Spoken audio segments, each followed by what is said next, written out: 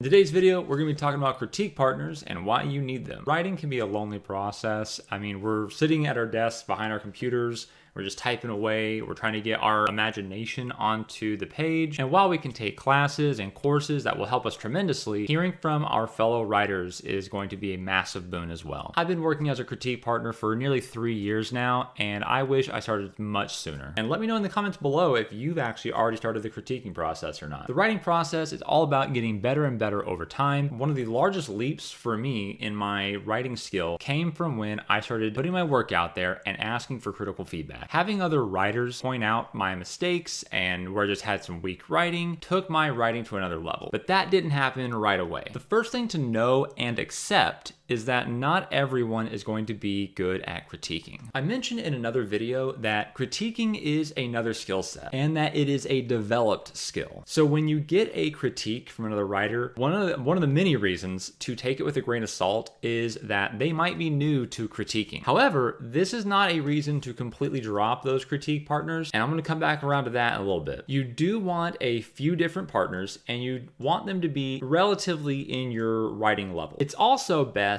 that most of them are also writers of your genre. I say most because it's important that if you're like me and you have a very strong subgenre, it's important that you have people who primarily write in that genre come in to look at that plot line. And this is especially important when you're writing in a new genre. Picking the right partners can be a little difficult, but here's the best way to do it. They're called critique partners for a reason. You need to critique others anyways. This will also help you find out what partners you actually like their writing. Becoming that writer's critique partner is the goal, but you don't want just one partner. I'd say 5 is a fair amount, though I think the time that you're able to commit to writing, reading, and critiquing is important to consider. I don't have all day to myself, so I have to be careful not to overcommit. It never feels good when someone's critiquing your work for a little while, but then falls off, so be careful not to do that to others. Before I go on, answer me this in the comments below. Do you like critiquing other people's work? The other side to critiquing is that it gives you a critical eye. Not only are you gaining people critiquing your work, but you're also able to pick out things in their writing that you like and that you don't like. We first find out our writing tastes by reading for pleasure. Then we learn more about it as we actually write. Then we go back to reading with a critical lens. We should have learned how to do this in high school, but I went through the public education system, so I learned how to pass tests, not really do anything useful. Reading with a critical eye rather than just for pleasure focuses us on reading for the elements of a story. That's scene exposition, character development, plot, everything. And we're always going to be asking the question,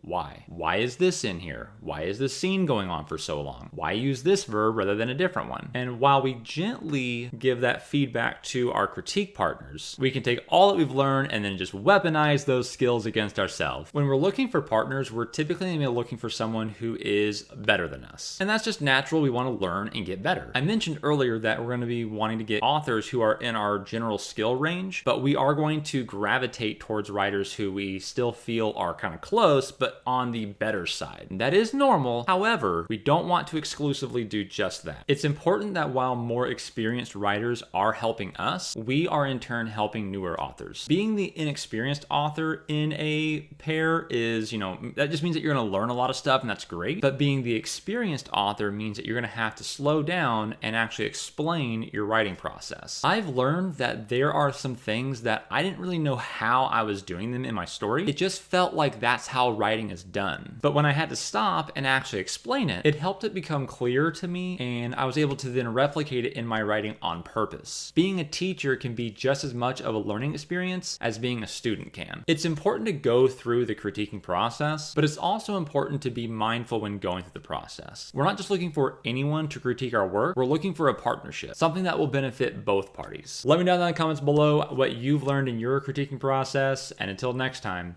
happy writing, happy reading.